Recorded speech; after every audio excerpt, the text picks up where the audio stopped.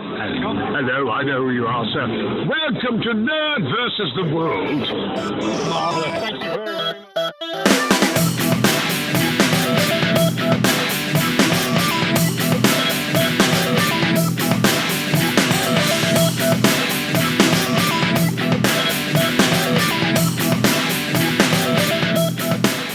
Hello and welcome back to NerdVsWorld, Episode 7, Nerdfinger. That was the mighty Brian Blessed giving us a lovely introduction there. He is mighty. He was mighty. Very mighty. We're going to rename the show just for him because you don't correct Brian Blessed once he's done you a favour like that. So it is definitely Nerd vs. the World just for this week only. Nerd vs. the World. I'm sorry, what's the episode called this week? Nerdfinger. Nerdfinger. Okay, cool. So we haven't done the usual intro. Who are you? I'm Brendan. Who are you? I'm Ady. And who are you? I'm Spindles. Yes, welcome back. Brian Blessed, he was lovely. He was absolutely amazing. Megan was just like there, she was just like staring up at him. It was just like, this is the best thing ever. I get like 1,000 dad points right there because I've introduced my daughter to Brian Blessed when she's 9. Along with a doctor and several companions, and she was. Some of the people she didn't have a clue who they were. I think was introduced her to the guy who played Curtis in Misfits, and he wrote. He got the photo that we got of him because we didn't have anything of his, and he signed the photo to Megan. Thanks for watching. So, as if I'd ever let Megan watch Misfits. He's like, yeah, you didn't think that one through, sir, did you? Oh dear. Indeed, so yeah. Anyways, how are we all? All good? Yeah. You look shattered, mate. I haven't shattered. What's the time now? It is 8:30 at night, and I've been up since 5:15 this morning. Yeah. So yes, a little bit tired this week. I'm not quite as tired as you. Maybe he's retired, but a little bit. Yeah. I'm pretty tired. It's been made up for the fact by one of my students brought me a collection of old DC and Marvel comics they'd found from the early 90s. Apparently there's a stall on the Cowley Road once a month and they have boxes full of these old comics. Cool. So I've got an issue 4 of a comic called Die Cut. I've never heard of it before. It's an old Marvel book. I've never heard of half of these, to be honest. No, I've heard of some of them. I've heard of X-Force. definitely. I've heard of. I've heard of Deathstroke. We've got Excalibur as well. Yeah, so there's a few there I've heard. Megan got some as well when we went over to Red Bank to find Jane Silent Bob's Secret Stash. Awesome. But she didn't get them from there because she got the Tick Christmas Annual from there, which I was like, you have to read the Tick, darling. The Tick's amazing, so she read that. But then we stopped in like a sweet shop just kind of down the road from it a little bit, and they had basically bags of like 5 or 6 comics all in a bag for like $1. And she got them, so she ended up with some real random titles in there that I'd never heard of before. Did you vet them before you let her read them? Well, no, she just kind of got them and then just flicked through. I don't think she's ever actually read them properly. She loved the Tick, which was good, so she sat and read that lots. Who doesn't? She's like, well, Daddy, why is this person called Chairface Chippendale? I was like, well, let me tell you the story of Chairface Chippendale.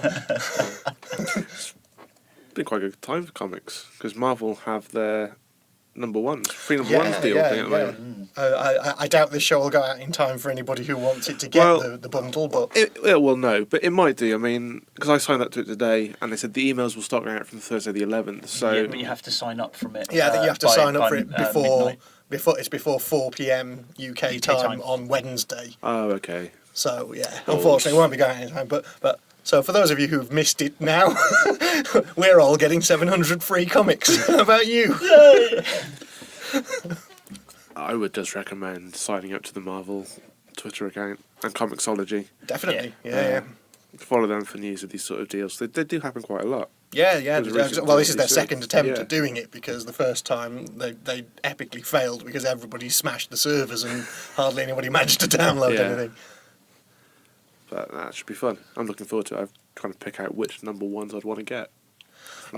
Indeed. I really haven't got a clue. I'd probably go for some really obscure ones. But I think that's my take of it. Some ones that I will never be able to afford to buy. Indeed, yeah. Well, I want to know which ones are going to be in it for a start. Because if it's just the reboot Marvel Now...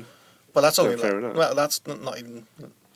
It's not even 60 issues of stuff. They're saying there's over 700. 700. Yeah, so that could be.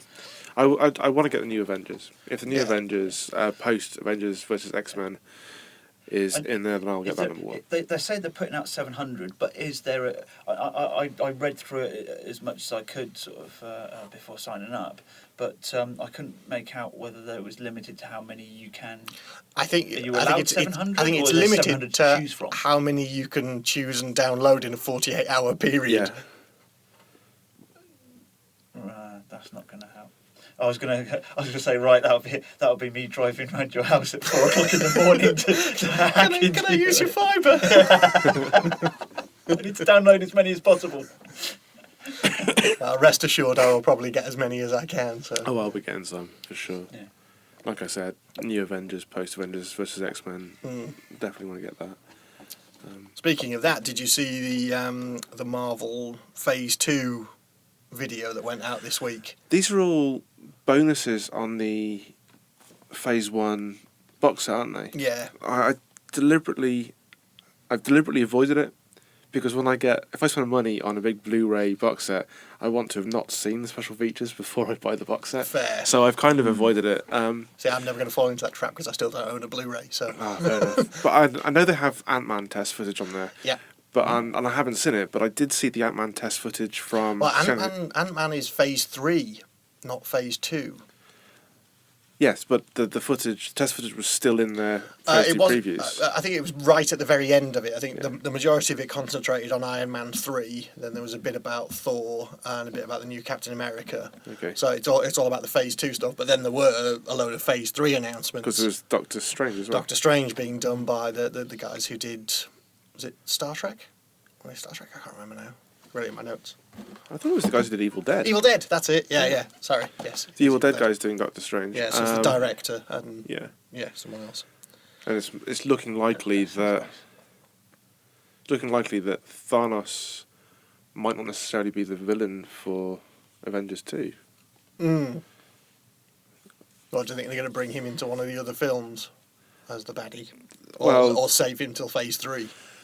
They'll either save him till Phase 3 once they've got Doctor Strange in and they can fully exploit the magic side of the Marvel Universe, or they will dump him in with Guardians of the Galaxy, which is Phase 2, isn't it? Guardians of the Galaxy is Phase 2, which every man and his dog is attached to be in at the moment. Yeah, well, I think Zoe Saldana's just been announced, along with 1,000 other people from the last month. Yeah, so... My dog's going to be in Guardians of the Galaxy. It tennis balls and standing in for CGI. It would kind of fit that he'd be in. That Thanos appear in that film. Yeah, that would work because it's a bit more kind of epic scale. Yeah, I mean, there was rumours ages ago that Avengers 2 will end with the Hulk being sent off into space, and then it'll starting go with Planet Hulk. But I think Joss Whedon's turned around and gone, nah. Because we Planet Hulk, and then Avengers 3 would essentially be World War Hulk. Yeah. I'm hoping it goes a different way. Yeah, indeed. I'm hoping that, because I'm looking at the Extremis suit is in Iron Man 3, isn't it? Yes. Yeah. So, I'm hoping they followed that to its logical conclusion. But yeah, it's a good time for comics. Well, indeed, and following on from that was the that came from out of fucking nowhere was Guillermo del Toro talking about doing a Justice League Dark film. Yeah. I was like, what the fuck? Bring this on now! And making the main protagonist being John Constantine. And making him a blonde Constantine. And Yeah. please, not American. Please. I We don't care had- whether he's Cockney or I what. had a huge debate about who would make the perfect Constantine the first time round, because I liked the Constantine film. The Constantine, I love it. I think it's a great Yeah. film. It's one of the 2 films that exists on my list of films that everybody should watch, purely because it has Perfect Circle on the soundtrack. And probably the best devil. Yeah, oh, absolutely. He's brilliant. Yeah, aside from possibly... And then weird Mark Sheppard. turns from people like Gavin Rossdale in it, who I thought was amazing in that film. Lead singer of Bush. Yeah. Yeah, he was brilliant. But I think when we were talking about it, I was working at a cinema at the time, and we were having the discussion about who should play Constantine. And Dennis Leary came up a lot. Interesting. That is interesting. He certainly smokes enough. I think he's too old now for the way that they've pitched him in Justice League Dark, because it's a much younger Constantine. So I don't know. I mean, I always thought Sting would be good. Yeah. But again, he's too old old now. for it now. Yeah. It'll probably be coming back. Sting in his junior years would have been great. Oh God, yeah, that would have been. Quite, yeah. I will kill you. Cumberbatch, yeah, he could be an interesting one. Yeah. Possibly. I don't know. I don't think he's rough enough to be Constantine. That's true. Sure, because he does everything. Because he dies halfway through. No. I still haven't finished Hellblazer. Well, I haven't even got up to Hellblazer 300 yet. Yeah. So No, I haven't. But the reason why I think this is such amazing news about Justice League Dark is this is the answer to the thing that we've been talking about for so long, which is what should DC do with Justice League, and they should fuck it off and concentrate on this, because this will be epic. yeah. This will be and because nobody really knows any of the characters in it. There's Constantine, which has been one movie, fair enough. Yeah. But Deadman, Zatanna. Shade the Changing Man, none of them have been in the movie universe. No. So that's fucking great. Bring in Constantine, give him a nice big introduction, then send him off Reboot to it. find all the rest, Yeah. and do their Genesis stories as part of that. Yeah. In Sounds fact, good to me. I'm still working my way through the massive pile of Justice League League Dark Dark. books. Oh, there's You said more already. maybe. I've got Yeah. more. I'm a remarkably slow reader when it comes to it. It's just like it's finding the time to actually sit down and just Yeah. get the story. But I'm thinking up to book 4 of it now, Yeah. and I'm liking the Enchantress storyline. It starts taking on. You kind of see them progressing towards pushing Constantine into the front as that story progresses. Right. Because I think it very much started out with kind of Zatanna at the fore, Yeah.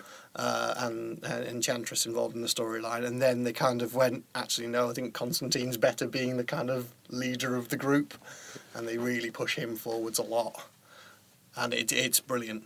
I'd say the only problem with the first few issues is the weird Lucifer crossover, which I think is just one issue, and I think you can safely ignore that. Right, yeah. I think Because that's that issue 2. book got cancelled at like issue 8 or something, so... Yeah. No, I Vampire, sorry, not I Lucifer. I Lucifer's a completely different graphic novel. But I think this is DC's way forward. They should just do like the one big Justice League Dark movie and then spin off all the other characters. Because it's the other way around. You don't have to do it in the way that Marvel have done it. You do a big ensemble movie and then you Spread do them it. out. Yeah. That would be fucking genius. Yeah. Do it now, DC. Just fucking get on it. I think it's becoming more and more universally accepted that they have perhaps fucked up Justice League. It's almost irreparably gone. When was the last time you actually heard anything on? The last time we heard Anything. anything was, I think we said it in episode 1 of this, where they said they'll wait and see how Superman goes. Yeah. And we're still like several months down the line and still no Superman. And Indeed. Yeah, I've seen quite a lot of pushes for Iron Man 3. I guess that is the next one out. But I've seen a lot of pushes for Star Trek 2 as well. I haven't seen many pushes for Superman. No. For Man of Steel, as they're calling it. No, not seen much at all.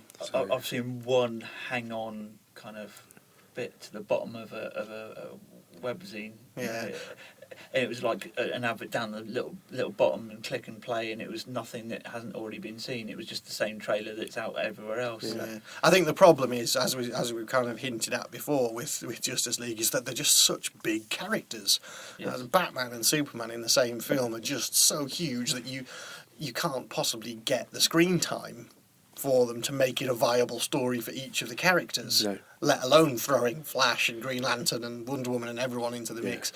I think if they went down the Justice League Dark aisle, where people don't have preconceptions of those characters, well, I mean, we do, having read them and so forth, but the general populace will accept that a lot more because it's a bunch of people going, oh, who's this guy? Oh, he's pretty cool. And then, oh, who's he? What does he do? Wow, that's pretty awesome. And what's with that suit? And cool. It hasn't been overly done and overly public. Yeah, who's the chick with the fishnets? And I think that it's a no-brainer for DC. And to have Guillermo del Toro on board is just... The sad thing being, though, that he is not doing Hellboy 3. Yes, I heard that today That's as the well. only sadness in the trade-off is there's no Hellboy 3, which is a shame, because after Hellboy 2, I was hoping someone would tackle a reboot of the D&D movie, because the principal enemy in Hellboy 2 and the effects on that, I just saw Drow when I watched that. Yeah, but the Joel Williams. D&D are still churning out movies as far as I know. They're up to like 5 or something. Still Jeremy Irons. And Really? I saw the first one at the cinema and I fell asleep halfway through. yeah. Got as far as the gauntlet in the Thieves Guild traps bit. with yeah. Richard O'Brien, that bit. Yeah. And that bit was, up to that point, it had been a fairly watchable film. After that, it was just I just lost it. It was pants. Yeah, pretty much. Utterly Where's uni? pants. Yeah, indeed. Back on comics, something that I meant to do a while ago, I've got an issue 1 of a comic called The Raptor Okay. by a guy called Blair Shed, who I follow on Twitter. Now, he's done work for the IDW Doctor Who comics, and this was a self-funded, self-penned title, and he sent me issue 1 to do a review of. Cool. And I'm going to swing you a copy. Lovely. I'd So you love can to have a read look at it it. as well. I read it and I really liked it. It's set in New York, and do you remember an episode of Castle where there was a masked vigilante? Yes, I do. Superheroes like stuff. Yeah. When I read this comic, I had the feel of that episode with me Okay. all the way through it. So yeah, it's not quite as dark as my usual comic reading. It's quite a traditional comic, I guess, in terms of superhero. Yeah. But I'd be interested to hear your Oh, thoughts. well, on it. yeah, I'd love to read it. We should definitely get a review together for the show, because I did promise him a full review when he sent it through to me. And so if you're listening to the show, I'm sorry it's been so long, but I will review this book for you. We'll sort it, and yes, we will But review it. the short answer is I loved it. And I'll tell you why I loved it in more detail soon. On that, I was talking to Tony Lee on Twitter the other day as well, because he was just, I think he was bored and looking for inspiration one day, and he was just like, ask me questions. So I kind of came back and went like, what, out of any franchise or any universe, what would you like to write in? And he was like, I'd really like to write in the DC universe, because he stood in for some stuff on Superboy, I think, recently. But yeah, he's published his first DC story recently. Yeah, it was Superboy, I think. And then I said, going Constantine, Justice League Dark, is apparently many years ago in Hellblazer he pitched for a Constantine but didn't get it, which is a bit of a shame. So yeah, next time, sir. Yeah. That'd be good. I'd like to see Tony Lee doing some that'd be Constantine. sweet. That'd be really good. Oh, excuse me. Still full of cold. Fuck off. Con flu still. Really? Yeah, man, it's just not gone away. The whole house has still had it. I managed to shake most of my con for you, I think. He says coughing. Yeah, indeed. I was going to say, did you not get flared up the other week because you were tabletopping with a bunch of people again? No. No, I managed to dodge it there as well. That event was a lot of fun. I was really, really pleased with the turnout. Sadly, the taping and the filming didn't go quite according to plan. No? Well, I hadn't seen the room and I hadn't really properly taken things into consideration, like the turnout that we would have. Yeah. And the turnout was tremendous, but there was just too much sort of crowd noise on the mics at the feature table. So what we've done instead is we're cutting together sort of a montage. Right. And I did an introduction and I sort of interviewed... It's got a cool cheesy 80s rock beat behind it. It's a montage. We will find a cool cheesy 80s rock beat to put to it now. We will make one. Absolutely. I'll rip it straight from Team America. But no, I did a couple of interviews, and we introduced it, and then I went round and I asked people the same question, and that question I'm going to put to you guys now as well is, we know the fantasy dinner party question. If you could have any 4 people, alive or dead, at your dinner party, who would it be? This is a spin on that question. It is, if you could have any 4 people, alive, dead, fictional or non-fictional, to board game with, who would you like to spend an evening gaming with? Well, it'd have to very much depend on what game we were playing, wouldn't it? Yes, it would. So I guess you've got to choose a game first. Okay. Games. What would I do?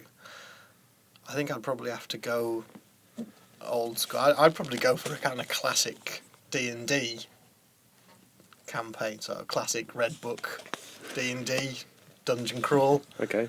and I'd have to have Will Wheaton there. That's just an absolute no-brainer. Will Wheaton. And how many am I allowed? 4? Can I have 4? Oh, 4. Yeah. Okay, so I'll have Will Wheaton, Nathan Fillion would be fun. A weird one, and because I know that he likes D&D, Vin Diesel. Okay, yeah, cool. Cool. And then something a bit left field.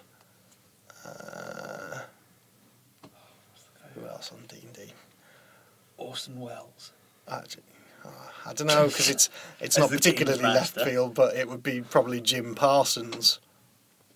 Cool. Mr. Dr. Sheldon Cooper. Yeah. Yeah, So I think that would be my 4 Good call. for playing D&D. yeah. It would obviously change if it was a different game. Different but game, that would be yeah. my D&D crew. I think we imagined our perfect celebrity LARP lineup. It's something we kick about constantly, and I think Bill Bailey, Brian Blessed, you'd have to take those LARPing with you because they would just fit right in. That's your dwarf sorted. It's your everything sorted. Yeah. It's your druid. Or your It's your barbarians. battle mages. It's your senators. It's anything where a good orator is required. You can have either of those two in there. Eddie Izzard. Yeah. He was yeah. in our fantasy LARP lineup. I never picked a 4th. That's why I was 3. But you're right. It depends on the game. I think I quipped maybe perhaps inappropriately on the day that if you were playing Twister, for example, your choice lineup would change Yes. dramatically. Yes, it would. Yes. And how you play it. Yeah. I think I selected Ayla Secura. from And depend on whether you're Star playing Wars. the goth version. Have you not seen the goth version? Goth version of Twister. Yeah. There's a Right goth. hand black, left foot black. Yeah. And all the circles are black. Yeah. Oh dear. No, you're not allowed to make fun of goths anymore. It's a hate crime. And it's not a bare foot. It's a picture of a new rock. And How about you, dude? whilst you guys were going through that, I was actually struggling to think of a game or a situation where I'd do that. Some of the answers we had were pretty interesting, and I'll save them for the interview. Well, for the montage, which will be a video on the NerdVsWorld channel once it's been edited and put together. But there's some pretty interesting answers. A lot of people wanted to pick people they thought they would be able to beat. Oh, okay. That gives you an insight into the mentalities. Yeah. And an interesting one would be, does it have to be an existing game? Or could it be from a verse, like the Star Trek chess or that kind of thing? Well, that does exist, the three-dimensional chess. Yes, I know, but It's not really multiplayer in the same sort of way, though. no, but Darbo is. Darbo's gambling. Yeah, Or you play that cool game from DS9 where they get pulled in and they have to... Yeah. yeah. That's the kind of thing that I was going. I was like, Yeah. and Alan who would you play Moraine, that with? whatever it is. Oh god, they had to get to the top level, didn't they? And they were Yeah. all little markers. Yeah. And it was Shap 2, Yeah, move so- along home. yeah, just Quark and fucked up, hasn't he? Yeah. God, Good old Quark. What have you done? Yeah. Yeah, Anyway. but that's still not really tabletop, is it? No. Well, It's kind of LARP, but yeah. It is kind of larp, yeah. but no, the event itself was fantastic. I think I spent an hour and a half playing Munchkin Quest. That game is good. On balance, I think I prefer Munchkin, just the card game, because it's quicker. This game has too many rules, Yeah. and it can just go on and on and on. That's like the kind of extension to Killer Bunnies, because, while you lot were up there, because we couldn't make it, we had a game of Killer Bunnies at mine with my parents and Megan and everything, and that was great fun. But there's a Killer Bunnies board game that uses the cards and then expands it all. I think Killer Bunnies is complicated enough to Yeah. go. My parents just sat there going, you what? And Bunny does, and two face Depends on how down, many and carrots you have, what? Yeah, and then carrots and stuff. Yeah. And how do you win? It's like, what do you mean you don't win? It's all luck. Yeah, Killer Bunnies is a great. It's great fun, because Killer Bunnies is about playing the game and having fun. It doesn't matter who wins. Yes. And that's why I love Killer Bunnies, because it frustrates the hell out of rules lawyers. Yeah. It's great, yeah. Because it says in the book you can do whatever you want, you can trade, you can make stuff up as you go along. So it really frustrates some rules lawyers. I sat and played it with rules lawyers, and you just see them seething. Going, but you can't. Say, yes, Yes, I can. you can. So the best thing about it for me, though, from a personal point of view, was that both my sisters turned up to the Oh, event, right, cool. and my brother-in-law, and they were off playing. I was sat at the feature table, and I saw them coming in. I thought, I can't go and say hi because I'm on camera and everything around me. And I saw which games they were going to, and they went towards Kaplunk, and then they set up Kaplunk, and then my sister, don't know what she did, but she scattered marbles all over the floor. So they left Kaplunk. They were banished from Kaplunk. And then they picked up Catan. They went straight to Settlers of Catan, and they were playing that. And then when we left the event and we went back to my folks, because we were all staying down at Worcester for the weekend, because it was Easter, we were playing Settlers of Catan for most of the weekend. It was just really nice just to get back to board gaming with my family. Cool, well, that sounds really good. Yeah, because I really enjoyed it that I got to sit and play games with my family at home.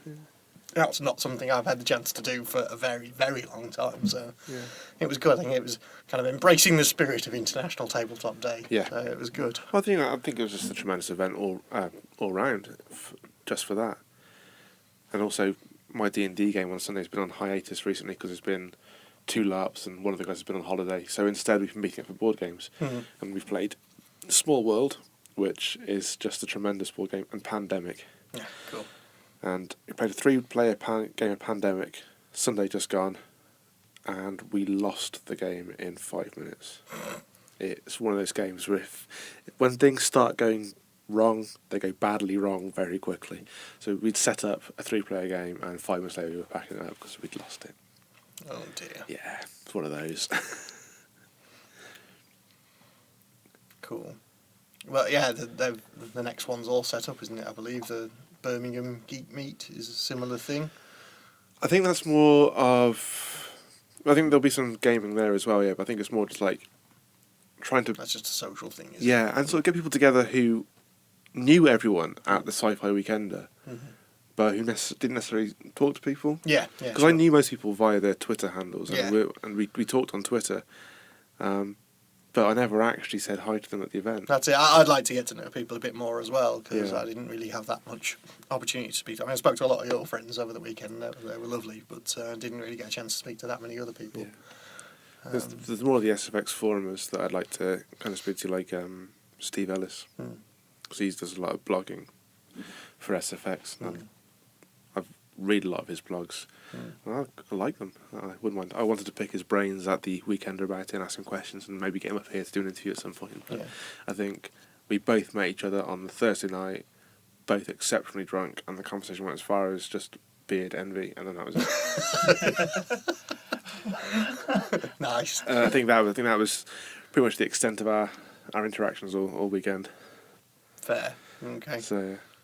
But no, I really like the idea of the Rule 32 Cafe. It's very, very similar in concept to what I originally intended the Wonky Spanner to be, because the Wonky Spanner that was kind of born out of all the role-playing games we used to play in Lancaster, and whenever we wanted a pub, it would be the Wonky Spanner, and so that would kind of ended up in different games, and I always kind of thought about going on and running a venue that was kind of half cafe, half role-playing venue, half bookshop, and calling it the Wonky Spanner. But as kind of time progressed, it became less and less viable or likely that I was going to do this, so that's why I did the website, because that's been through several iterations. It used to be a LARP events calendar that people could just add to and stuff, and then that got pulled out because it wasn't being used and regurgitated as different stuff. So I think it's a very similar idea, and looks like they're doing really well with it. I think the turnout was certainly promising, and the feedback from it has been promising as well. I mean, I think the intention is to run more events like this, but do them as all days. Because when I found out how cheap it was to actually rent the room we used in the first place, the idea to rent an all day and actually have an entrance fee sort of became a much more viable option. But I'd like to see it themed, and I'd like to do specific games and events. So maybe in 3 months' time, if things go to plan, we can run a Munchkin event. This is literally just either write to Steve Jackson games or beg and borrow and steal from the Superdrome, but just get lots of the original first game box set of Munchkin cards. So if you're looking for people to be involved on that level, there's always Eclectic Games in Reading. Yeah. That'd be worth approaching. Yeah. Yeah, that sounds good. But yeah, just literally have couple that. of knockouts. Yeah, we'll just have four player tables and That means you pull all the things out and then you wait for people to knock themselves out on the marbles that are on the floor. That's what I was thinking when you first said it. No, okay. they'll probably clean those up by now. But yeah, so just have a Munchkin tournament, maybe a small prize. I know the UK Games Expo last year had a live action Munchkin tournament. Wow. Where there was actually a door you had to kick down and stuff. You actually played your avatar rather than anything else. You interested in going to that this year? What's that? UK Games Expo. When is It's it? the 24th to 26th of May, and it is in Birmingham. It's at the Hilton up at the NEC. I very much doubt it, sir, because we've got a lot going on in May. Yeah. I think that we're off down to London then for the Chevelle gig around that time. I was in Japan when that came up, and when I heard about it, I can't book it from Japan. Well, because the good thing about it is it's 8+, so we're taking Megan. Wow. Yeah, indeed. Yeah, that's where I was at. Is 8+, right? Megan, you're coming along. Wow. So yeah, no, Fair enough. looking forward to that. But yeah, we've got a lot going on around there. As I said, we've got there's the Brighton Fringe that we're planning on going to, which is like 15th of May, and then there's that like a week or so later, and then it's Megan's birthday a couple of weeks after that, at the start of June, and then there's the gaming event in Bath in June. On the 14th. So my time is just filling up with stuff. Yeah, I want to film something for Towel Day, because Towel Day is the 25th of May. Yeah. So I want to film something before that so we can have a video released on Towel Day, like last year with my towel origami. May the 4th is Star Wars Day, obviously. Yeah. And my good friend and DM, Loz Phillips, and the guys at Blue Lotus Tattoo Studios in Worcester will be doing their usual Star Wars Day deal. He's a huge Star Wars fan. He ran a Star Wars D20 campaign All right. for me. I think I died in that. I think I So the fumbled guys at Blue Lotus, they're doing a special I'm gonna get tattoo some. day of Star. I'm gonna get Star some. Wars I'll get tattoo more day. details from them for sure on what offers they're running this year. Yeah, but there's so- usually an offer on sort of if you're getting a Star Wars themed tattoo, there's usually some sort of discount. That's pretty cool. But I'll definitely check out the details on that for you. Hoping to get some people along to that to give it some promotion. I'm surprised you haven't come up with an idea of having like a Star Wars Clone Wars back piece or something. I don't know. I've got my left Yeah. three-quarter to finish off, and this is Loz's artwork. This is a custom idea that I gave to Loz, and he sort of drew up the idea that I like. I have ideas for more tattoos, but they cost. Yes, of course they do. They cost money. But yeah, no, this Star Wars D&D campaign, I was a top-class pilot. I think I was a Duras, and I was exceptional, and I managed to wipe out myself and my entire player group by botching a pilot roll. The only way I could actually fail the pilot roll was to fumble and roll a 1, and I did it, and we crashed into a sun. Nice. Game ended. Nice. Just ended right then. We did a Star Wars one, and I was a pilot in that. He was basically trying to be Neo in the Star Wars universe. He basically built himself a repulsor lift suit so he could run up walls, so it'd activate when he got to one side, and the repulsor lifts would kick him over. Nice. Yeah. I managed to rack up dark side points all over the place because of spacing didn't people like out of airlocks and things. I had a Bothan who got quite a lot of dark side points. Yeah, that certainly sounds like fun. Star Wars roleplay game is tremendous It amounts of can fun, be huge especially amounts when of you've got a GM who knows the Star Wars universe inside and out, Yeah. and he does. So it's always good fun. So yeah, you're right. May's a busy month. Yeah, it's just the next kind of couple of months are just getting insanely busy now. There's just stuff going on almost every weekend now, so I'm actually having to try and be organised and put stuff in calendars. Speaking of which, I found your diary at ours. Ah, That's where you left it. that's okay. It's in a continuum. Your diary's in constant flux. Yes, it is. Cool. So, It is. Well, I certainly know that for like the next 6 or 7 weekends, I am absolutely stuffed because work's been a bit of a bitch, and my days off during the week. So Right. it's not looking likely that I'll have a weekend off in 8 weeks. So Dear that God. sucks. Yeah. it kind of sucks. Indeed. I'm going to have midweek beers at some point then, sir. Yeah. Midweek beers are always good. Beer's always good, full stop. Beer is True. indeed. Yeah. And I think as a NerdVsWorld supporting our local economy, we should have a special weekend job, because I know they only do it on a Saturday and Sunday, that when we're all free is to go to the local brewery and have a tour of their ale house. Is that the White Horse Brewery? Hobgoblin, mate. Ah, Hobgoblin. Oh yeah, fuck yeah. I'm in. Whichwood. Whichwood. Hell yeah. Whichwood Brewery. Bring it on, sir. I think that would be a epic adventure, and perhaps maybe record our tasting session. So long as I'm back on a Saturday night in time for Doctor Who. I don't mind. Indeed. Yeah, yeah.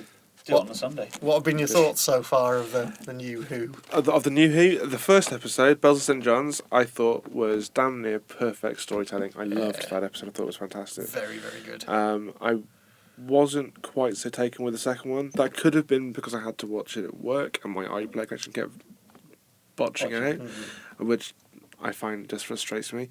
But I felt that there was just a little too much tweetness about it. Yeah. I liked it. I thought his big "come and get me" speech to the big bad was Pretty cool. just as moving as they all are. Yeah. The thing I is, thought that was stunning. The acting, for me, really held that episode together. yeah, There were some weak points in the storyline, but the acting was absolutely phenomenal in that episode. and I think Jenna Louise Coleman is perfect She's as a really companion. good. I think she's incredible, and I think she is number 11's Rose. She is to Matt Smith what Billy was to Tennant, I think. Yeah. I mean, as much as Amy Pond was good, I just don't think she was quite as good as an actor as Jenna Louise Coleman. And I don't think the character Amy Pond was quite as interesting as Clara is. But there have been some rumours about who Clara is. Yeah. I was sent the link mean, today of the conspiracy theories online. Yeah. I read that link, and I was just like, "Whoa, has she solved it?" I'm not sure she has. I think there's quite a lot of coincidence in there. I think there is a lot of coincidence. The theory, for anyone who hasn't said it, and we'll post a link to it in the show notes, is that Clara is the Emperor Dalek, who Rose destroys at the end of season 1, and scatters through time as Clara, because she knew that Clara wasn't always a bad person and got turned into a Dalek. And then that Dalek then went on to become the Emperor Dalek, which Rose then disseminated through time and sent her as Clara to different points in history. And there's loads of real minute detail that people have picked up on, of like dates on gravestones and all sorts of other things. And Rose is being present in scenes, and it's quite a compelling argument. But whether it holds water or not, there's one hole in the argument, which is to do with breaking the time lock and escaping the time war, because Dalek Khan did that, and that was the one from I forget the name of the episode. It's one of the season finales with one with the Dr. Donna. Oh right, yeah. At the end of that series. Yeah, and he is quite mad. Yeah. Clearly madder than the Emperor's Dalek was from the Bad Wolf one. So that's the only hole, as far as people have seen, is that if the Emperor Dalek had escaped the time lock and escaped the time war to do all this thing, he'd be a lot madder than he was. Yeah. Which is explainable away, I suppose, through narrative. But Well, yeah, that's the thing. Yeah, you can always argue for and against certain things. In the end, it'll just come down to the showrunners going, well, this is fact. Regardless of what you think in your amazingly well-prepared argument, we write it, so fuck you. But and they'll probably read it and go, we're going to do it this way, just to disprove you, because we're bastards. It was a tremendously well researched and put together argument. It was. It's well worth a read. Yeah, it's an interesting conspiracy theory. Yeah. We'll see. But as for the series, so far I'm liking the series. I'm liking it. Yeah. I'm really looking forward to some of the episodes that are coming up with like the return of the Ice Warriors and a few other things. I want to see what they do with the Great Intelligence, because that arc has been built up well now. Indeed. And I kind of wish they would stop going on about the 50th a little bit. Yeah.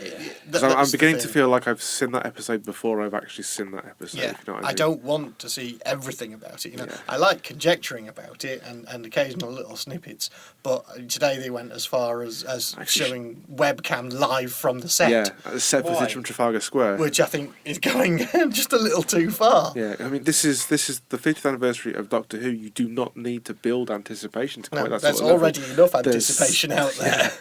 I think 5.5 million people tuned in to watch the second episode of the series. Yeah. You don't need to get many more people in. No, you really don't.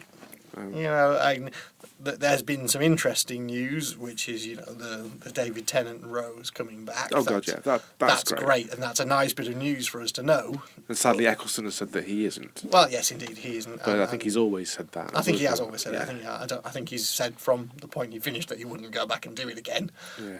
I forget her name, but the woman who played the Brigadier's daughter. Yes, yeah, I know who you mean. She's coming back as well. Yeah. Now we're going to get a return of the Doctor's daughter. Don't know. There's been nothing said about that. No, there hasn't. Yeah. That's what I'm saying. Are we going to see that? Possibly. But I think that's a story slightly untold. Yeah, it'd be nice if they're just making all this shit up and then they just do something completely fucking different. That would be quite funny. It would be like the biggest coup of all time, and it'd be genius. And we'd all just sit there and go, "Oh, well played." Yeah, Stephen Moffat trolls the internet. Yeah, indeed. Well, he does that all the time. I mean, let's face it. The season finale of season 2 of Sherlock was a giant trolling. Yeah. Especially when he said the clue is in there. Actually, I think the clue is in there. I watched that finale so many times trying and spot it, and I think just before Sherlock drops and jumps, there's the crowd scene on the floor. I think if you look closely, someone's reaching into the inside pocket, and there's a bag of fake blood which has been procured from the hospital. Well, it was all online that Alan Davies was saying that Jonathan Creek had solved it in a previous episode. Where somebody had thrown themselves out of a window at a party and then nobody had actually seen them fall, and by the time they got there, I remember that episode of Jonathan Creek. Yeah. So he's like, I already know that's done. It's done, big on Moffat. But apparently they're both filming at the same time in Cardiff. So Doctor Who and Sherlock both filming in Cardiff out of the same studio at the same time with Stephen Moffat there. Yeah, because they've just finished their read-throughs for episode 1 of season 3, haven't they? So yeah. Yeah, and then they're currently filming for the 50th for Doctor Who. So Doctor Who and Sherlock are filming at the same time in the same place. I think all that needs to happen now is the Supernatural boys turn up, and there is a Super Who-Lock fandom who will be going absolutely mental. I love these fandoms; they're awesome. Yeah. Some of the crossover stories, just absolutely brilliant. Because I read one which was a Sherlock and Doctor Who crossover fairly recently, and it's just like he's kind of brings Sherlock into the TARDIS for the first time, and he's like, "I know what you're going to say. It's bigger." He's like, "Yeah, I'm going to say it's bigger on the inside." And, it's like, and obviously you're Gallifreyan because of your 2 hearts, and you can see by your shoes that see this. It's just brilliant, and Sherlock just totally does the Doctor. It's great.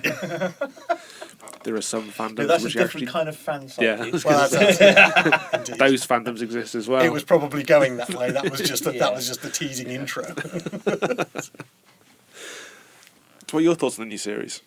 I'm really enjoying it. I think that storyline-wise, that second episode could have been a bit better. Yeah. Essentially, they talked a monster to death. Yeah. Yeah, Which, you know, and sang at him. yeah. Yeah. So With big, scary, robot-y people singing twee songs. yeah. I mean, those robots look pretty creepy. They I think did. that they were pretty cool, but they the- didn't stick around long enough the- to make any kind the of impact. steampunk protect. It was Yes. straight out they of were- Hellboy. Yeah, they were. Yeah, I did think that. I was like, ooh. They were awesome. But still, it would be, you know, I wouldn't mind ripping off a couple of items of their clothing. I know there was something about it from when they landed in that place. It felt very Farscape. It was a little bit Farscape. You're right. Now you say it, it was a bit Farscape. I can kind of see where you're coming from. It did kind of feel like, let's just get all the alien prosthetics we have at the back and just chuck them stick into one them big into scene. one big market scene. Yeah, because Yeah. there was they didn't it seemed that they had the chaos and the bus all over sort of your Mos Eisley sort of settings, but without any of the real sort of cohesion. Yeah, and it wasn't really grimy enough, and like kind of it was so close up and so HD that it was so blatantly latex masks that you were just like, some production value here. So I kind of felt that, and then it kind of went a bit Flash Gordon with his rocket cycle at the end, and then they talked the monster to death. And the two of them throwing to that little bit. It was like, oh, Yeah, okay. it was, you know, kind of. And I was a bit like, well, why aren't they suffocating in space while they're doing this? But that was just. Indeed. But so I think the acting in it was what held it together as an episode. And without that level of acting, I don't think it would have been a great story.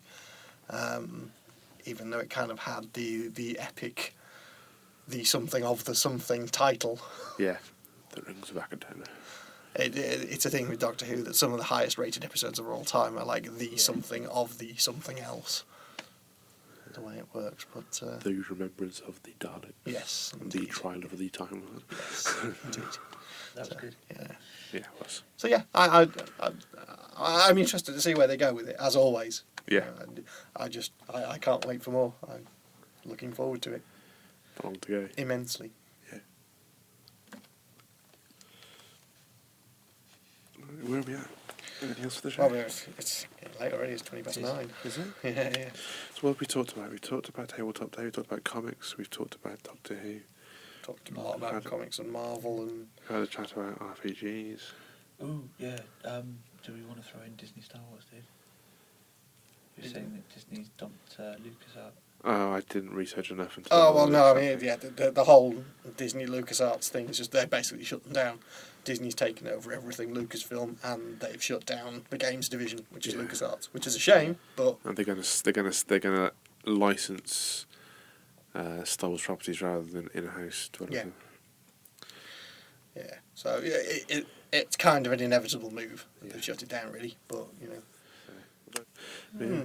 Who knows? Okay, well, I guess we're kind of hitting about the point for the musical break then. Absolutely. Musical interlude. So, I guess this week we've got a band called Bitter Ruin, who we had on our previous podcast as the eclectic podcast. They let us use one of their tracks on there, and not only have they said that they'll let us use a track on this one, but they're coming on the show after the track. So, I guess sit back, have a listen to some special guest appearance from Bitter Ruin. So have a listen. This is Child in a Sea Cave by Bitter Ruin, and we'll be right back afterwards with the band.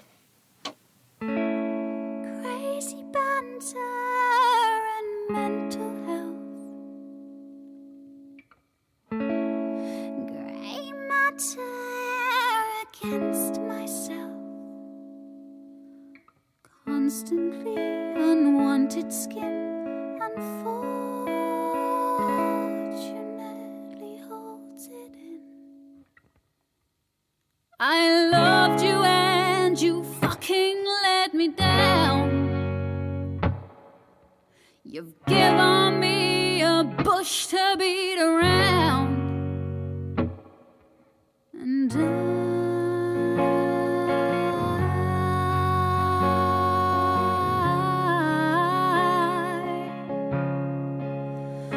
could have died.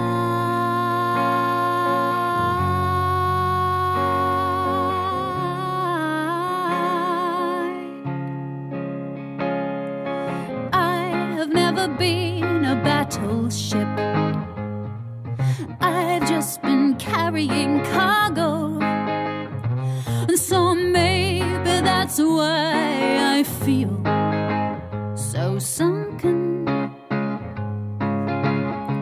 'Cause you should have saved me.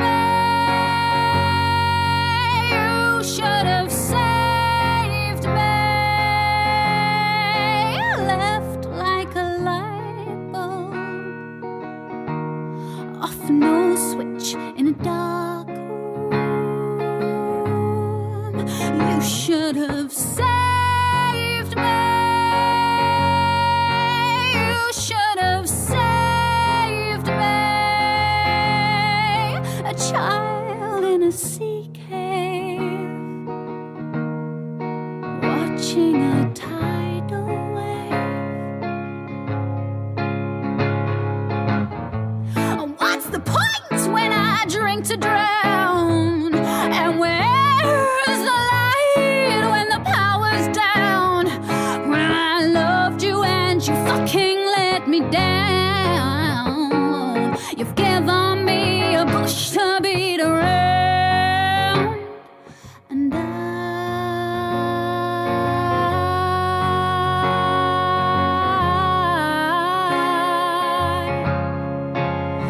could have died.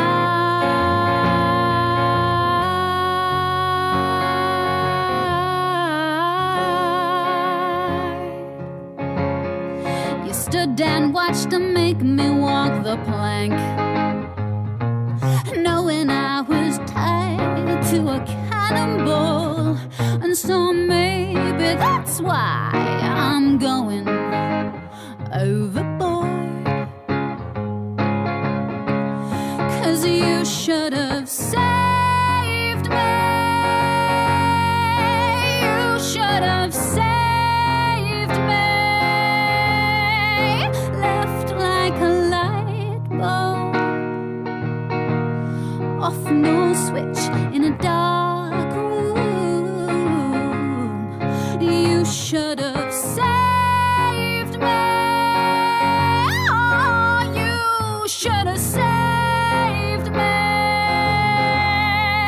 A child in a sea cave,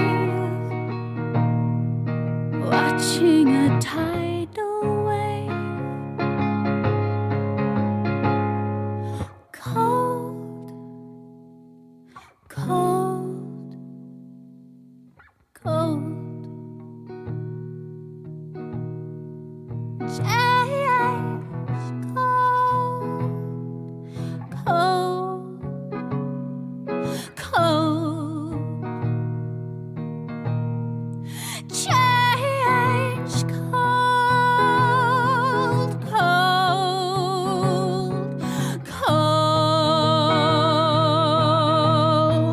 Change.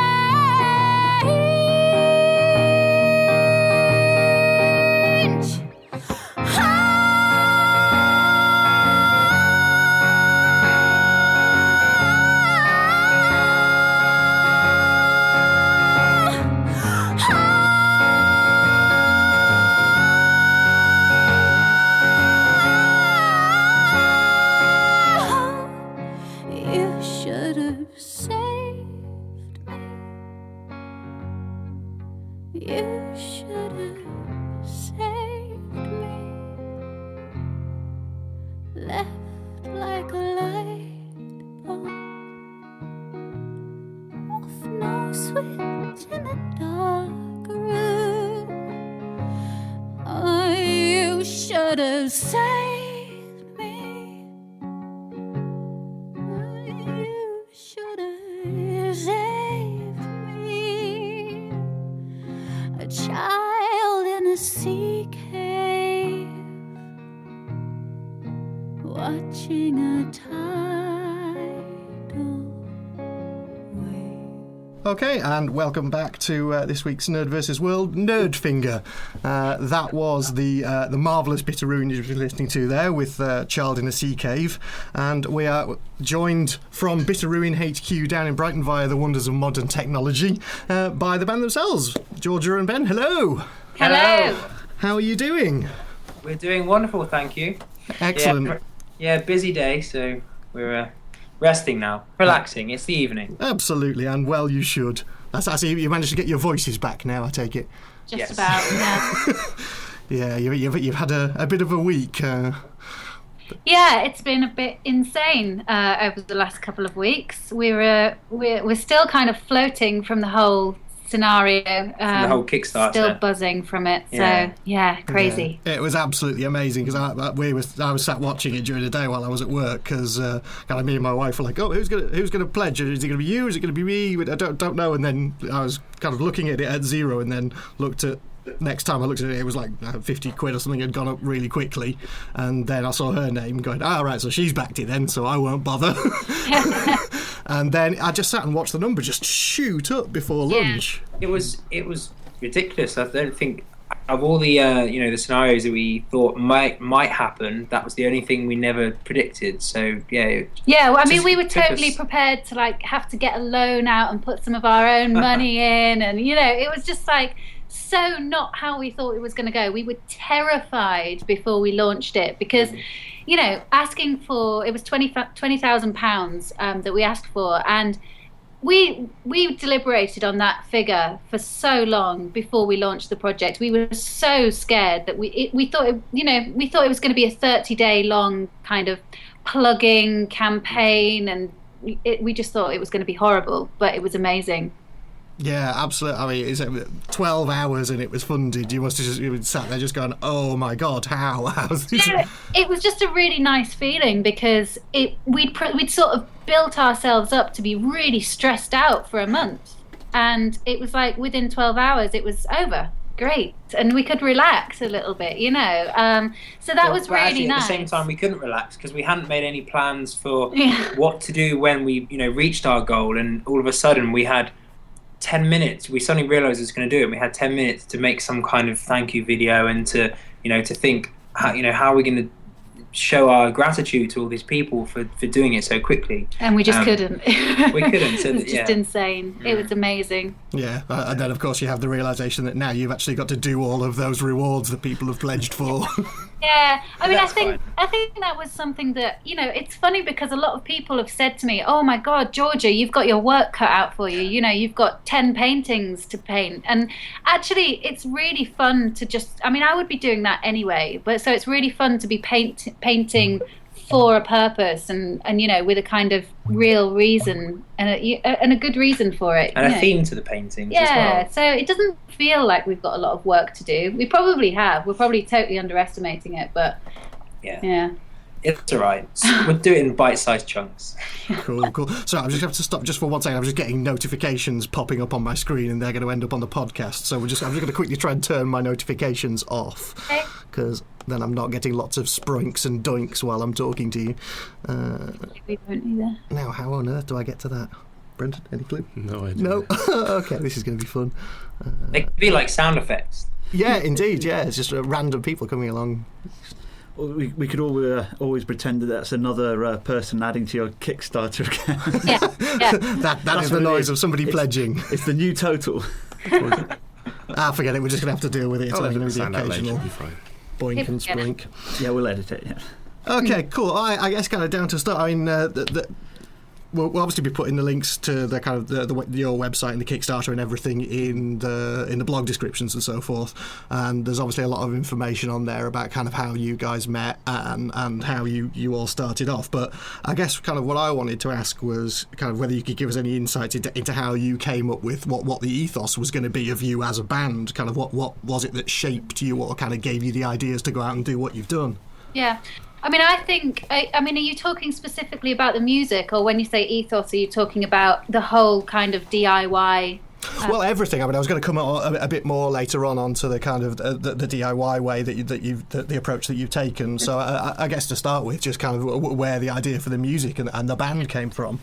Well, I mean, it really did happen by accident, and I think that sounds quite weird now because we're such calculated, perfectionist people that it seems weird that we would let something happen by accident. But when it came to the music, I think we had really opposing musical tastes, and we still do. I mean, Ben hadn't heard of any of the musicians that I listened to, and vice versa, and it still today is pretty much the same thing. So I guess we came together under the circumstance that we wanted to start a rock band and covered Queen Adrena, so it's like completely different to what we've actually ended up doing. And I don't know, we just kind of followed wherever our music took us. We started playing each other's songs, and then I would go, oh, I don't quite like that bit, so I'm gonna like throw in something that Georgia didn't like, but then she liked it after time. Yeah. And it's weird. I think, in a nutshell, it's kind of like what we imagine in our heads is a big sort of full-on rock show with an orchestra and then some really, really broken down classical bits and some really weird kind of Kate Bushy chord progressions. And I suppose the bottom line is we were in a position where we had to do all of that on an acoustic guitar and with two vocals. So really, it's not that weird when you look at it like that. But I think if you could see it in our heads, it perfect sense. Yeah. So it's basically just that. Out of interest, was it Pretty Like Drugs, the Queen Adrena track? No, it was Soda Dreamer. Oh, right, yeah. But no, I don't know. Interestingly enough, now we're coming to expand, our sound, especially on record. We find it very difficult because we've spent so long arranging the songs to sound so full with an acoustic guitar and the vocals. Suddenly we go, hang on a sec, there's no space to put that instrument in or this instrument. So we really where does the 40-piece orchestra fit? So we have to, we really have to strip it back and think about it. But that's a challenge, and it's pushes us, doesn't it? And we like being pushed. No, I can see. You certainly don't do things by halves. So, you say about musical influences. So, Ben, I gather you were kind of very much into Metallica and that sort of thing. And yeah, I was. Metallica and Slayer, and I used to play in a thrash band before I moved to Brighton, and it was just lots of that kind of stuff. But then at the same time, I used to busk and I used to play like Dylan songs and stuff. So I just like good music. And that makes you sound so cool. It was Van Morrison. Well, and a whole plethora. It's like Van Morrison and Jason Mraz. Okay, you think what you want. Because I see a lot of the kind of likes on George's page. You see stuff like Regina Spektor and things, which again, that's very much stuff that I've gotten into over the last few years, because I have a fairly eclectic range of music. I mean, myself and Ady used to DJ a couple of nights in Oxford, and we started out just kind of doing the rock nights, and then we started up a different night which was called Pandora's Box, which was a night that people could just come along and sit down and listen to all the kind of random music that we'd found that we really liked, but that would never ever fit into like a DJ set. There was also lots of sort of up and coming bands locally, or people that we'd heard of on the grapevine that we'd put on. And you would have fitted perfectly into that. We would have played you anyway, right next to some Metallica or something like that, just because it was real music that like yourselves. We like music that's been played well and sung well, and it's not just something that's been thrown together and racked onto a record label just for the money. And you're in it because that's what you feel that you should be doing. And that's a great influence to see and hear. And I think that's the main influence really for us, actually, is just playing well. It's so frustrating, like you say, to see people who are given these amazing opportunities and just like I really feel like either they haven't really put in the work to be there, or they just don't really care, and or at least that's how it comes across. And I just think that's really ignorant. I think it's really ignorant, and I don't think it's fair on your audience members either. People that have paid for a ticket to come and watch you deserve at least a little bit of emotion, or a little bit of skill, and it's just a bit of effort, as opposed to a kind of disposable song of the week. Absolutely. Or just even like I've seen so many bands who just don't put in an effort into image and stuff like that, and it's like, come on, guys, you're on a stage. People are going to be looking at you, do something. Yeah, I guess that's kind of one thing I wanted to say about you guys, is that kind of you as well as the musical side of things, you have a very kind of theatrical performance-led thing going on as well. That seems to me to be a very big part of what you do. I mean, how did that kind of come about? It just kind of made sense to us. We've always thought when we're on stage playing, we're not just a sound. We're something that people can see, and so why wouldn't we put our all into the performance as well as just the playing? It's common sense. Really. Yeah, it is. It's a really weird question to us because we're also drama queens, aren't we? Yeah. Well, I look at bands that don't kind of live their songs as they play them, and I think, well, why are you singing it? Yes, it's a song that you possibly wrote with an emotion that you're trying to recreate on stage, but the purpose of a song is it's a communication, and it's an expression, and it's part of performing that song is getting that expression across to your audience so that they can feel it back. So it just makes sense to kind of relive that moment for me. When you wrote that song, just try and relive it on stage, and what comes out of us on stage is that you're seeing us sort of physically go through the songwriting process again in our heads, I think, And I guess the songs are pretty, most of them are pretty dark, and they wouldn't suit being played without the matching energy or the matching emotions to come out. Yeah. Yeah, a lot of your songs seem to be very much kind of like a confrontation between two people, and it seems very much like it's there to provoke an emotional response in the audience. I think it's brilliant the way that you managed to achieve that. In a way, it's almost like you were saying before. That's from your influences, where you were saying that.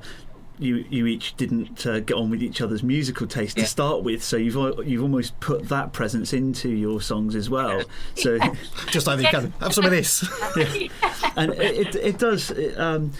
I've seen some of your live recordings from the studios you did a couple of years back as well, and you can see you're putting the emotion into it as you're reading it off the piece of paper in front of you, Georgia.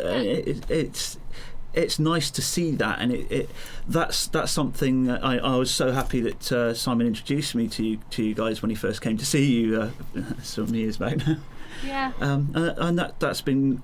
To be fair, George, you're the reason why I've actually got a Twitter account, because you banged on about it so much on Facebook. I actually got a Twitter account just so I could go there. You go. I've signed up to Twitter just for you. Great, that's brilliant. I think music is perhaps being musicians, we're quite lucky that it's one of the only areas in performing arts where you can be an actor and be a musician and be a dancer, performer, that kind of, and at the same time be yourself and be kind of accepted for it. I mean, even actors, as much as they have it sweet because they get to live out other people's characters and personalities, but they don't get to do it through song. They're not loved in a strange way. They're not loved for themselves. They're loved. Yeah, I was going to say it's kind of very difficult, because I've done quite a bit of acting as well, and it's very much about putting yourself in somebody else's shoes and then trying to emote as them instead of trying to get across your own emotions. Exactly. So in a weird way, it's nice to, even though there is an element of what we do is a bit of acting on stage, we're acting as ourselves. So it's genuine, and it's authentic in that way. And I don't see it as acting. Like I say, I see it as reliving. We bring up those emotions like an actor would, but they're our own emotions. So we're connecting with ourselves essentially. So I don't know. It's a weird one, but it's. I like to think of it as slightly more enjoyable than just acting someone else's song, for example. I don't know. Yeah. So at what stage did you guys kind of go that this is it, this is what I want to be doing, this is where I want it all to go? Like when I was 2. Cool. Yeah, I don't know, forever. I didn't know that I was going to meet Ben, obviously, and we didn't know what Bitterroom was going to be, but there was never any other way for me, ever. It was always going to be music. Even before I could play an instrument, I was writing songs, so that is just forever for me. Yeah, pretty much the same. As I say, at what point did it kind of become your day job? I know Amanda Palmer likes going on about the fuck Plan B, so it's I don't know. The band has been ever since the band started. I think we've looked at it as our career. I mean, before that, I don't think neither of us did anything that we felt as passionate about to make it a day job, but. No, I've always thought of everything else I've ever done as a bridge or as a vehicle to be able to do music. So I did for a while have a proper job, and I've done a bit of singing teaching and a lot of tuition and stuff like that, and really it's never been a passion ever. It's never been something that I can see myself doing for a long period of time. It's just facilitating the band. Sure. I mean, do you still do much of the vocal tuition stuff now, or is that all? Not really. Well, I don't really have time, to be honest. Yeah. It's really hard to fit everything in, and we're literally working every minute of every day. And I do have a couple of people that still come to me for a bit of vocal tuition, but I try and just keep it really flexible, because they appreciate that we might be on tour for a bit and then come back, and it's not really possible when you're touring to be a proper teacher.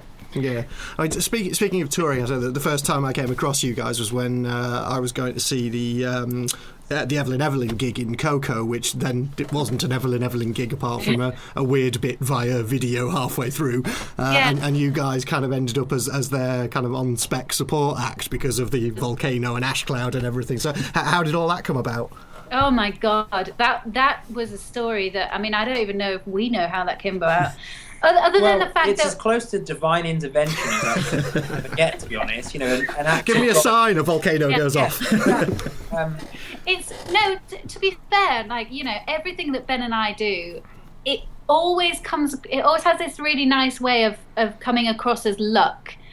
And actually, what people don't see behind the scenes is that we'd been contacting Amanda via email for probably a year before then, and we'd been in touch with her and sort of said, if ever you're in need of support, and if ever, so we've done a lot of legwork, and the same with the Ben Folds 5 tour as well. I think it's nice that people just see the sparks, like, oh, a volcano went off and they stepped in, and it's really nice that there can be a story like that. But the genuine side of it is that actually, we were lined up already to be one of Amanda's official buskers for that Coco gig. We weren't going to be on stage, and so there was already a contact there. So it was hard work, basically. But it was through Twitter that the idea of us doing the whole tour came about, just because we saw the accident. Not the accident. We saw the accident. The incident. Terrible accident. We saw the drama unfold, and we were on Twitter, as we always are, and I just tweeted Amanda, literally, like, I was so fast, I was so eager, I was so fast, I was probably like the first person to reply to her. I was like, do you need support? Quickly, do you need support? And she was just like, yeah, okay. So it was amazing. It was really amazing, because we were so eager for that kind of opportunity, and we were always on the lookout for that kind of stuff happening. And it was only not like 2 days before, wasn't it? Yeah. 2 days later we were in Glasgow, I think. Yeah. Well, did you go over to Dublin as well? Yeah, we did Glasgow, Dublin, and then we did 4 or 5 London dates. 5. And Paris. Then we went to Paris as well. And we would have stayed on the whole tour, but obviously they met up with Skip and Jason, whoever they are. The rest of the band caught up, damn them. So we had to relinquish that second volcano didn't erupt quite hoped it to. But no, it was great. It was really cool. Yeah. Cool. So yeah, I mean, from a lot of that, you seem to get a hell of a lot of attention through people on Twitter. I mean, you've had like people like Stephen Fry and Mitch Ben and people who seem to have really kind of taken to you and are really helping out and promoting. Is that really helping? Yeah, it does. Yeah, the first Stephen Fry tweet we received, I think Trust got 20,000 views overnight. Wow. It was really weird. It was another one of those. It was another, like, the same kind of Kickstarter feeling where I just refreshed it, and it was just like, no. This has to be a mistake. There can't have been that many views overnight. It was really amazing, and of course, with all of that comes a lot of good and bad comments. So that was quite interesting to kind of receive. A kind of bulk of negative comments. I was going to say, I mean, negative comments for you guys, I can't imagine what they'd be. What sort of stuff was it? Yeah. Generally from really dumb people. That's all I can say. No. They do exist in this world, unfortunately. It was just like just troll comments, like people commenting on things that they clearly. We've started to realise that well, it's bound to happen. You get 100 likes and you get 1 dislike. And absolutely. In the case of getting 20,000 likes, you're going to get 2,000 dislikes. Is my maths right? Or 200?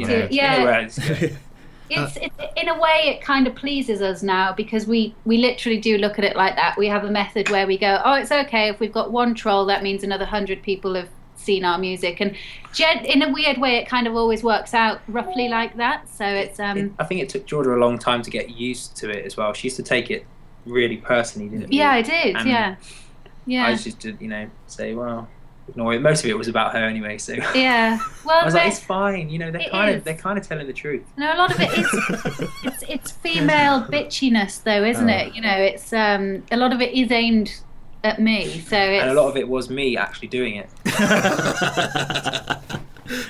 Down there, it's signing up for Hotmail accounts. Yeah. Keep my feet on the ground. Yeah, I suppose it's one of those things that kind of when you put yourself out there and lots of people start to consume what you do, then obviously you're never going to meet everyone's tastes, and that's something that you kind of have to come to terms with fairly quickly. Otherwise, you just can't really go on. Well, and that's totally the wrong thing to do as well. Is to try and meet everyone's tastes, because then you just end up bland. And that's it. I think it's a compliment when people have such dramatic views, whether it's a good view or a bad view. It's a compliment that you're doing something that conjures up emotion.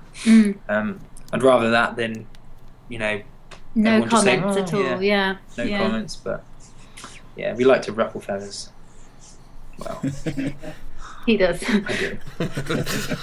Fair play. So I guess to kind of come down to what we were talking about earlier, which is the kind of DIY approach. I think when did you start kind of taking that approach? Because I know it was fairly shortly after the Coco gig that you were doing your album launch thing in the Spice of Life. Which I went to, and then you've kind of done a load more kind of events where, for example, you invited fans into your house. So I mean, again, where did the ideas come from to do those kind of things? I don't know. I think we're still like relatively young in terms of age. That sounds really stupid. We're still relatively young, and so I think as musicians, like it's always kind of been DIY really for us. I mean, we've only been a band for 5 years, which isn't a long, and when you consider that within our first 3 years we were touring with Amanda Palmer, it all kind of makes sense that we didn't go a different direction.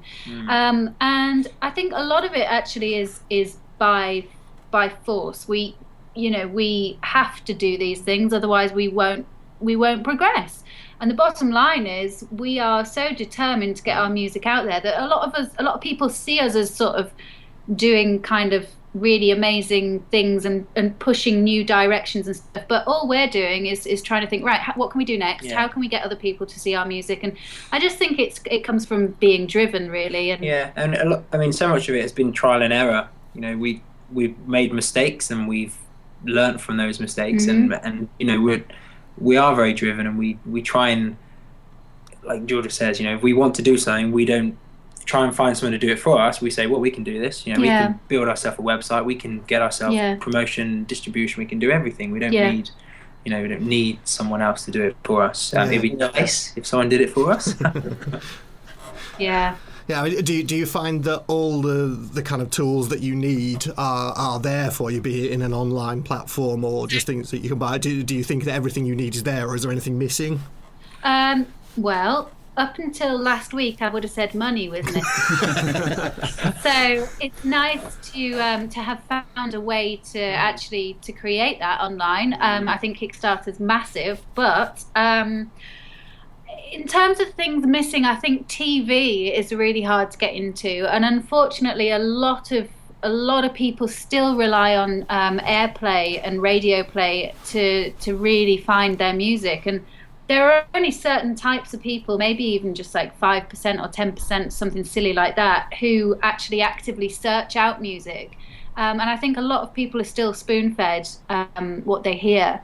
So I think it's really, really hard for an unsigned band to get on TV or get on radio, and that's yet And to be they're conquered. the platforms, I think. that do bring you, in the same way that Stephen Fry tweet brought you, quick not notoriety, quick people seeing your things very quickly. That makes sense. Quick exposure. Quick exposure. That's the word.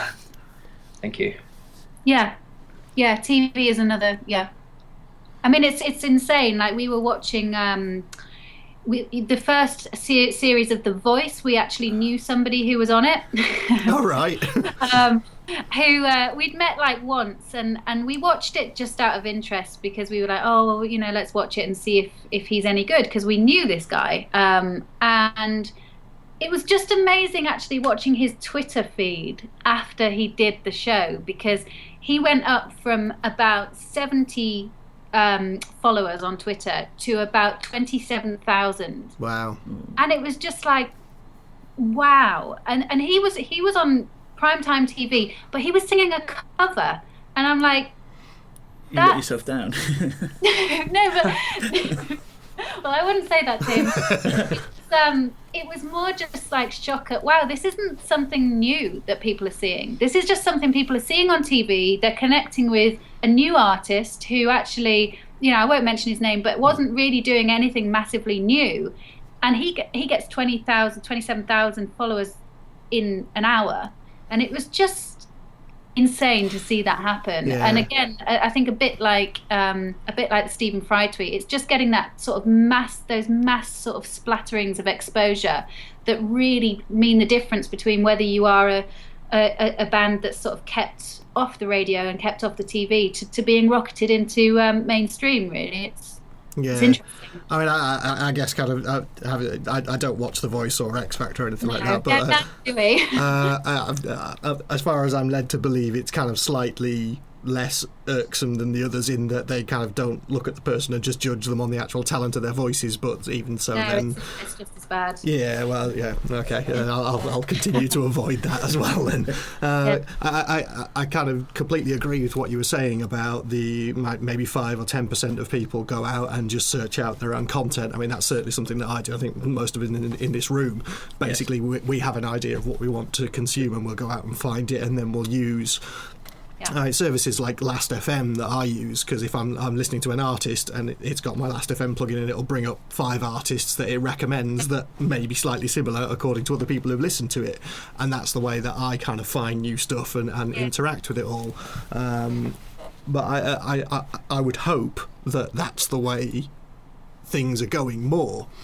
Yeah. I'm kind of optimistic in this, that I think that people are very much turning to kind of, this is what I want to watch, and using things like crowdfunding to pay for and commission art and things that they want to see, rather than being spoon-fed.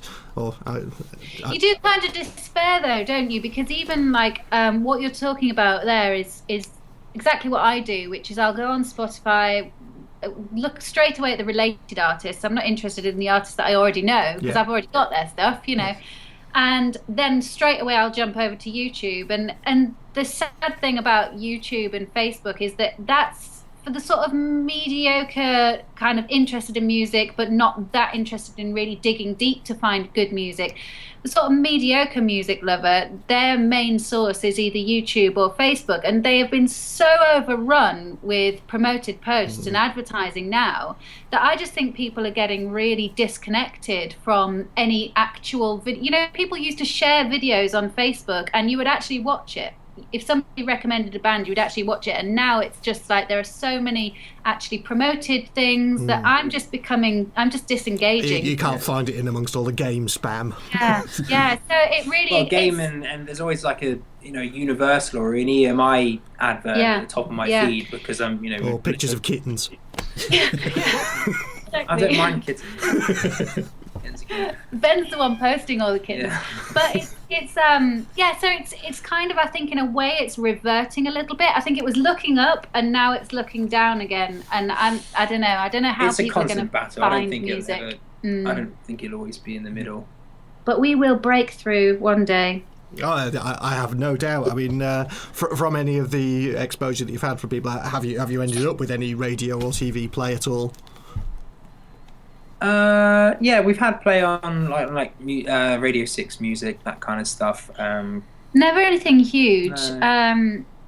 You know, it's something that I think even it's something we're hoping to achieve with actually through the Kickstarter and the money that we've been amazingly given, that we're going to put it into PR and radio pluggers, and hopefully that's going to be the first time we've had the possibility to invest in those areas, because normally the investment is just in. It's also been 3 years since we've released an album, so we haven't really been pushing any singles for 3 years. So maybe this time there'll be a few people who have heard our name before and who will be interested to listen. I think the last time we really pushed for any radio play was 3 years ago. In a really condensed way. So here's hoping for the next album. Yeah, absolutely. The association with Matt Lucas, this is something that interests me. How did this all come about? Twitter again. That was Twitter again, was it? Yeah, Twitter.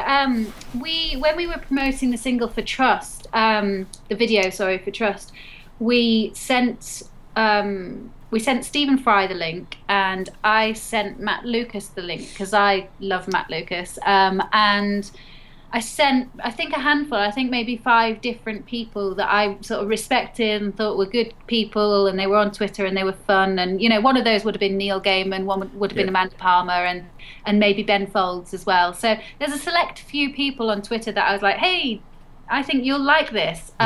Never expected any of them to actually watch it and get back to us. But actually, 3 out of 5 of those that I'm thinking off the top of my head actually did watch it, which I think is incredibly lucky. I don't think they would today because they're probably swamped with stuff like that. And fortunately, they all really liked it. And Matt sort of just retweeted it, and we contacted him via email the next day, which was difficult. You have to be a bit of a stalker to find his email address, but we did it. And we just contacted him and said, hey, can we send you an album, or can we send you a T-shirt or something? Thanks for the tweet. And it got us another 3,000 views. And he said, yeah, I love what you both do. Would love to help out. And so our brains just got ticking a little bit, and we thought, how much do you think he means that? Let's test this out. And it was like, okay, well, we do have some thoughts actually, and we do have some ideas, and really it was as simple as asking, and it was as simple as going, well, look, if you really are interested in helping us out, then do you reckon you could help us do this, or get in touch with this person, or we're really struggling here. I think actually, as much as it was as simple as asking, I think Matt just happens to be one of the most generous people for helping. He's not only is he such a muso as well. He is, he loves music, but he's constantly telling us about new comedians that he's trying to nurture and stuff. He's just he just wants to give back what he loves helping what he's people, found. And I think that totally comes across in everything he does anyway. And we couldn't ever be more thankful for what he's for what he's given us. We're recently. really, really lucky. We're really lucky that he ever saw our video, basically. That's really cool, yeah, because he's coming down for a couple of the gigs from your Kickstarter as well, isn't he? Yeah, he will be doing. Yeah, I mean, weirdly, it totally depends on Matt's schedule, but he's made it along to quite a few of our recent gigs, hasn't he? So he's generally on the scene now. One of the most difficult ones I would have thought to organise was the playing in somebody else's living room with Matt in attendance. Yeah, well, that was his idea. That was his idea. Yeah. Really? Oh, cool. Well, originally he was like, "Hey, you should put something really silly of mine up. Like you should put one of Matt's shoes up or something. £2,000 for Matt's shoes." No explanation given, and then he was like, "Oh no, actually, let's do something that people could really have." So he's genuinely interested in just helping us raise funds, really. Sure. Good. Did you ever go through a phase where you thought you were going to try and get a label to back you? Yep. We still are in that phase. If Kickstarter unfortunately isn't sustainable yet. So the one thing it can't do is pay us a wage, and that sounds like a very kind of righteous thing to say, and that we feel we deserve a wage for practicing music. And of course, music is really fun and we love it, but there is a massive problem with us not being able to pay our bills and stuff like that, and it's definitely there's no consistency in it, because you tour and you have an income, and then you stop touring and you start recording, and all of a sudden the well dries up. And the Kickstarter has been great to fund the album, but it's still not funding. It's not funding life. Us. It's not funding life in terms, we don't live an extravagant life by any means. It's just not. It's not quite funding day to day, buy a bottle of milk. Yeah. Really? So it's not nights with smoking jackets and cocktails. Exactly. No. So the label thing is a really weird thing, because we have pursued and we have said no to a lot of people, and we will still continue to say no until we find somebody who we say yes to, who we really like, and who really understands what we do and really believes in what we do, and doesn't want to change us and doesn't want to tone us down, basically. Anybody in mind for that? No. No. We like labels like, I like 4AD because they seem to have a lot of really amazing, kind of really weird artists. And just anything kind of with a rough trade kind of vibe, where they're just open to interesting music, and there isn't really a genre to it. But I think it's going to be really hard to find a label or management who can really who will really take a risk on what we do. Yeah. I think. I was going to say, just you touched on genre there. That's one thing that's a problem I've always had when I'm trying to introduce you guys to other people, is trying to get across what sort of music it is. I kind of like it's a bit like just sit down and listen to it. I just say, just listen to these guys. They're awesome. Well, it's easy. That's kind of the route that I end up taking. It's so true, though, isn't it? But I mean, this is one of the things that I love in a way. I hate it, and I love the fact that we can't be described, but simultaneously I think it is a bit of a downfall when people come to on the introduction to what we do. But at the same time, I think back to all the artists that I really, really like, and I couldn't describe what they were when they first came out. I just think it's a good thing if people can't categorize us. Yeah, because I guess that this kind of links in with what I was saying about the last FM, where people recommend other things. It's like, how important do you think it is to pigeonhole bands into categories now? I think it's important to those that think it's important. Okay. So if you're open to if you're open to just being given a CD and accept that you just stick it in a CD player and you listen, and you're not judging it by its genre or by its image, then I think you've got it right, and you're going to enjoy our music. I think it's the people that need it to be a certain image and need it to fit their fashion sense, and it's just like it doesn't need to. It's music. You can listen to anything you like. There's either good music or bad music. Good music or bad music, yeah. So. But then, having said that, I don't know. It's tricky. I think a label and a pigeonhole is a good thing at the same time as being a bad thing. You can guarantee that if we did sign to a label, they would put us into a box. They would absolutely. They would have to, because they would have to market us. Yeah, absolutely. And in a way, fair enough, because they have a path that they have to go down. That doesn't mean that our music would change, but if they want to call us, I think we just go in lots of little boxes. Actually, I think every song has its own box, and That's fine. They can create a new one for you, though. Other bands will come out, they sound a bit bitteroony. Yeah. Actually, we have had that a couple of times. Really? Really weird, yeah. But no, it's... I'm just going to print out like a little till receipt with lots of different styles of music on, and when anyone asks, I'll just give them that and say, here you are. Here you go. And just change it every time you give it to someone else. Yeah, it's a weird one. It's a weird question. Cool. Okay. 5 years down the line, we still don't have an answer. Yeah. Fair play. Then I guess that's the answer. Yeah. Exactly. Cool. Okay, so yeah, future plans. What? Obviously, you still got the Kickstarter going. How long have we got left? Still 3 weeks or so. Yeah, just over 3 weeks. We're in the full swing of starting to record now. We're just demoing microphones and making sure we've got everything happy, and Georgia's satisfied with the sound of her voice, and which is hard to do. Yeah.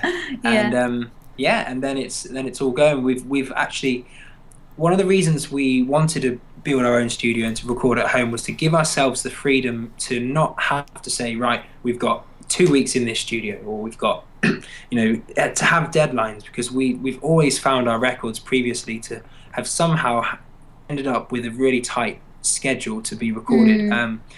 But somehow, even though we're doing it this way now, we've ended up doing the same, because we've set ourselves an album launch and we've set ourselves a listening party date, and so now actually we have to work backwards. But we've got but the difference is we don't have somebody closing the studio at 5 o'clock. Like we can work into the night, so we do have time. We'll probably be recording 24/7 for the next month. But it's really exciting. We can't wait, can we? No, it's good. That's why you come up here. Brendan runs this studio and he never goes home. Yeah, pretty much. Always here. If you're ever in Oxford, come on up. We've got a Neve Genesis I'll record you on. Oh, we'll do, yeah. Definitely. Take you up on that. Yeah, we're in an old abandoned mental hospital that they've turned into a recording studio up here. It's awesome. Sounds great. Where's up here? Oxford. Okay. Yeah, so if you're ever around Oxford, come swing by the studio and say hi. Yeah, we'll do, definitely. Cool. Okay, so I guess that kind of brings us to, well, just one last thing. Like, we talk a lot about films and TV and stuff on here. Do you guys ever stop and just chill out and watch films, TV? Yeah, we don't have a TV. I thought there was something in the back of my brain that thought you didn't have a TV. Which is really bad, considering Matt Lucas is always on our case to watch his programmes. We watch it on iPlayer. I was going to say, that's what iPlayer's for. Yeah, exactly. Films, yeah, we're big, big film buffs. But I think we're not big film buffs. We're not big film buffs. No, we like some trash. Don't we? We like watching films. Yeah. As everyone likes watching films. Yeah. The reason I ask is because we're compiling a list of the kind of 100 films that everybody wants to see, and we've been asking everybody who comes on the show to contribute 5 films. Okay. Off the top of their head, this is how we had to do it, and we had no kind of lead into it. We're just 5 films that you think everybody should watch. Well, a personal favourite of mine, but probably only because I'm a musician, I really like The Pianist. I think that's a really lovely film. Can we do 5 between us? You could do 5 between you. Yeah, that's fine. Yeah. Pianist, that would be on my list. The Pianist is a film that is quite mainstream, but it's funnily enough, not a lot of people have seen it, and I love it, and it's really worth watching. Well, it's a great way for people to be introduced to, Chopin. And not to be confused with Piano, because that's not a good film. Piano, that's a very Holly different one. Yeah, it's very different. There's a film I love called, I think it's The Descent or Descent. Oh, Descent, yeah, about the under the ground, the cave, and women go caving. Yeah. Descent. Goes loose. They all die. Isn't that the guy who did Dog Soldiers? Yeah. Is it? Yeah. Yes. I like that. Ben likes rock climbing, so that's right up your street, isn't it? That's 127 hours. Then is that another one? It wouldn't be on my list, but yeah. You like that one. Yeah, I prefer the book. Yeah. Okay, that's 2. That's 2. That's 2. Okay. It hasn't been released yet, but we're making a behind-the-scenes document. Yeah. And that would definitely be, that's one everyone. That's definitely one that everybody has to watch. Yeah. I'm going to throw Eraserhead in there because my dad made me watch it when I was 12. Very and cool. It stayed with me for life. We wonder why she writes such sadistic songs. I was saying, weirdly, I think I ended up watching that in the most obscure place. I ended up watching that in a tent at Glastonbury Festival in 1993. It was mental. That film. No, it was not good. And okay. One more. Lion King. Bambi. Bambi. I knew it was going to be a Disney. Bambi. There we go.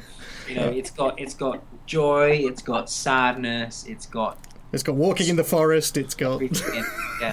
There we go. cool. Okay, that's great. Excellent choices. We shall add those to the list. You Cool. can see why we don't have a genre now, can't you? Yeah, absolutely. Yeah. Cool. Okay. Half Well. an hour and I'll have 20 films for you. Oh yeah, indeed. Bill. That's what we do. We kind of put ourselves on the spot with it, and kind of we've kind of gone back and re-dissected it tons of times afterwards, and gone, oh, where was that? And what about that? And why didn't we say that? It's hard. It's a hard question. Yeah. Cool. Okay. Well, thank you very much for that. I think we're about ready to wrap up on there. So thank you very, very much for being on the show. You've been amazing. Having us. Thank you. No, that's quite good. Would you like to do our sign off for us? Until next time, take care and be excellent. Okay, so that was the incredible Bitter Ruin. Thank you so much, guys, for coming on the show and giving that interview.